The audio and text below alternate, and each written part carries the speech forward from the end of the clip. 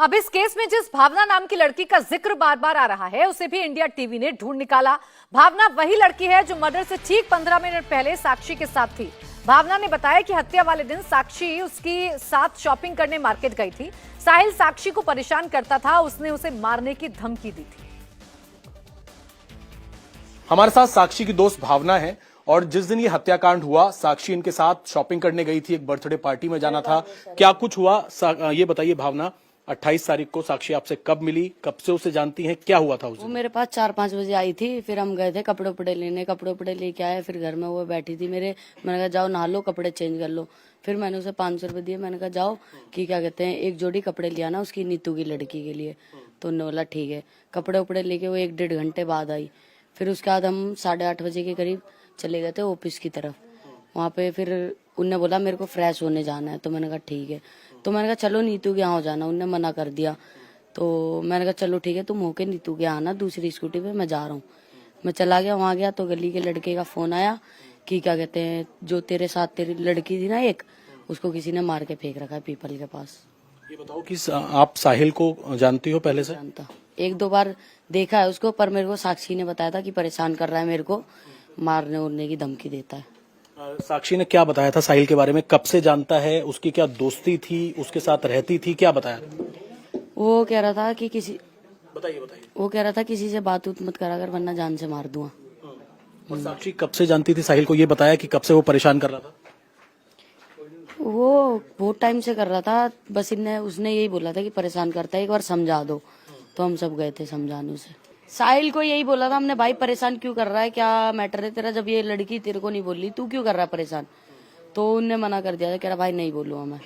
हम लोग आ गए थे। फिर साहिल और साक्षी कब से रिलेशन में थे? क्या नीतू के घर भी आना जाना था क्या साहिल का? नहीं, वहाँ नहीं आता था, वहाँ नहीं जाता था साहिल। और क्या कहते हैं नीतू के पास रहती थी वो। मेरे 1 हफ्ता हुआ है मेरे से उसकी बातचीत हुए। उसको घूमने फिरने का शौक था, उसकी मम्मी घूमने फिरने नहीं देती थी। मतलब सही है, मतलब लड़की आधी रात में घूमेगी फिरेगी, इस मारे रोक टोक करते थे वो। क्या काम करती थी? तो साक्षी कुछ नहीं करती थी। अच्छा, आपसे पुलिस ने कोई कांटेक्ट किया, क्योंकि आप लोग साहिल के पास भी गए थे मिलने के लिए, उसे समझाने के लिए? अभी तक पुलिस ने कोई कांटेक्ट किया है आप लोगों से? अभी तक नहीं। अगर पुलिस कांटेक्ट करेगी तो आप बताएंगे पुलिस को कि आप लोगों ने क्या कुछ देखा? नहीं, हाँ ये मैंने बताया था कि हम गए थे पहले, 2-3 सर थे, उनको बताया था कि हम पहले गए थे उसे समझाने उमझाने। तो उन्होंने बोला ठीक है मैं आज के बाद नहीं बोलूंगा। फिर हम लोग आ गए थे उधर से। आपकी दोस्त की हत्या हुई है इतनी बुरी तरीके से, आपने सीसीटीवी देखा होगा, कुछ कहना चाहती हैं पुलिस प्रशासन से? कैसा एक्शन बोलना था बोल दिया मैंने। अभी पहले भी 2 बार आ चुकी। कैसा एक्शन चाहते हैं आप? वो तो उसके आने के बाद ही पता चलेगा। अब जैसे साक्षी की न्यूज चल रही है वैसे उसकी चलेगी। तो ये भावना है, और जिस दिन ये हत्याकांड हुआ भावना साथ में थी साक्षी के। एक बर्थडे पार्टी में इनको जाना था, उसके लिए इन्होंने शॉपिंग भी की थी, और उसके बाद ये स्कूटी पे कहीं चली गई और बाद में इन्हें पता लगा कि इनकी दोस्त की हत्या कर दी गई है। फिलहाल इनका ये कहना है कि अगर पुलिस इनसे कांटेक्ट करेगी तो ये पूरी बात पुलिस को जरूर बताएंगे। अभय पाराशर ने साक्षी की एक और दोस्त आरती से बात की है, सुनिए।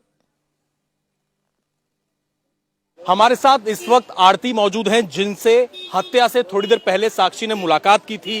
क्या अपने बारे में बताया था, क्या वो परेशान थी? आरती, साक्षी से आपकी मुलाकात कब हुई थी? मेरी मुलाकात हुई थी उससे उसके हत्या के 2 दिन पहले हुई थी, जिस दिन वो बहुत खुश थी। क्या बात हुई थी उसकी आपसे? बात कुछ नहीं, बस यही मिले कि आप कब मिलते नहीं हो जल्दी, हाय हेलो हुए, बाजार में साथ रहे। उसके बाद सब कुछ सही था। उसके बाद जो हुआ पता नहीं था मुझे। फिर भावना के पास आई वो, फिर अब मुझे खुद पता चला झबरू भाई के पास कि ऐसी बात हुई है। भावना कौन है? भावना फ्रेंड है। किसकी? वो उसी साक्षी की। हाँ, साक्षी की फ्रेंड है। हाँ। अच्छा, ये बताइए कि आपको साक्षी ने कभी बताया कि उसे साहिल परेशान कर रहा है? नहीं, हमें कभी नहीं बताया उसने, कभी नहीं बताया।